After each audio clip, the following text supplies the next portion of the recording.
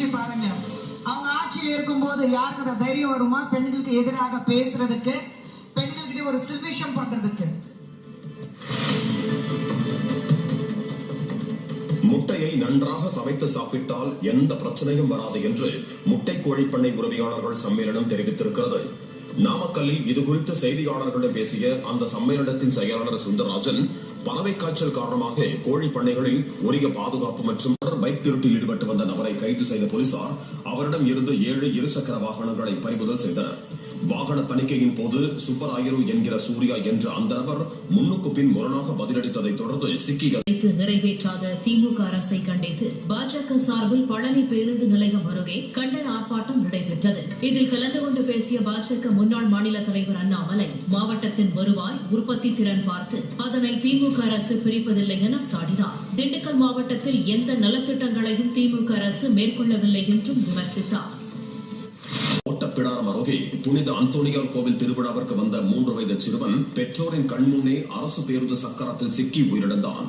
பேருந்து நிலையத்தில் பயணிகளை இறக்கிவிட்ட பின்னர் பேருந்தை ஓட்டுநர் பின்னால் இயக்கிய போது அங்கு விளையாடிக் கொண்டிருந்த 3 வயது சிறுவன் ராபின் மீது பின் சக்கரம் ஏறியதில் தலை நசுங்கி சம்பவ இடத்திலேயே உயிரிழந்தான்.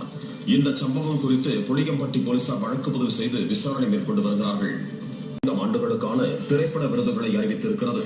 இதில் 2024 ஆண்டுக்கான சிறந்த திரைப்படத்திற்கான விருதுக்கு ஜிகர்தண்டா XX படமும், 2025 ஆண்டுக்கான விருதுக்கு கடல் கன்னி படமும் தேர்ந்தெடுக்கப்பட்டுள்ளதாக அதிகாரிகள் கூறியுள்ளனர். சிறந்த படங்களின் இயக்குநர்களுக்கு சங்கரதாஸ் சுவாமிகள் பெயரிலான விருது மற்றும் 1 லட்சம் ரூபாய் ரொக்க பரிசு வழங்கப்படும் என்று எடுத்த பூவிருந்தவெளி அருகே கரையாஞ்சாவடியில் ஹைதராபாத் பிரியாணி என்ற உணவகத்தில் வாடிக்கையாளர்கள் சாப்பிட்ட பிரியாணியில் வெந்த நிலையில் கரப்பான் பூச்சி முழுசாக கிடந்ததாக கூறப்படுகிறது. இதுகுறித்து கடை பணியாளர்கள் சரிவர பதிலளிக்காததால் பூவிருந்தவல்லி போலீசாருக்கு தகவல் தெரிவிக்கப்பட்டது. கரப்பான் பூச்சி கிடந்ததாக கூறப்படும் உணவை வேறு யாருக்கும் பரிமாறாமல் இருக்கும் வகையில் கடையை போலீசார் பூட்டிச் சென்றனர். கண்டித்து மயிலாடுதுறையில் தேசிய ஜனநாயக கூட்டணி சார்பில் நடைபெற்ற ஆர்ப்பாட்டத்தின் போது தங்களை அவதூறாக பேசியதாக கூறி ஆட்டோ ஓட்டுநர்கள் பாஜகவினரிடம் வாக்குவாதத்தில் ஈடுபட்டனர். ஆர்ப்பாட்டத்தில் பேசிய பாஜக மகளிரணி நிர்வாகி ஒருவர், ஆட்டோவில் செல்லும் பெண்களுக்கு கூட பாதுகாப்பில்லை என பேசியதாக கூறப்படுகிறது. அங்குள்ள ஆட்டோ ஸ்டாண்டில் இருந்த 3 பேர் மேடை அருகே வந்து வாக்குவாதம் செய்ததால் பாதுகாப்பு. மதுரைக்கு விமானத்தில் கடத்தி வரப்பட்ட 9.5 கோடி ரூபாய் மதிப்புள்ள உயர்ரக கஞ்சாவை சுங்கத்துறையினர் பறிமுதல் செய்தனர்.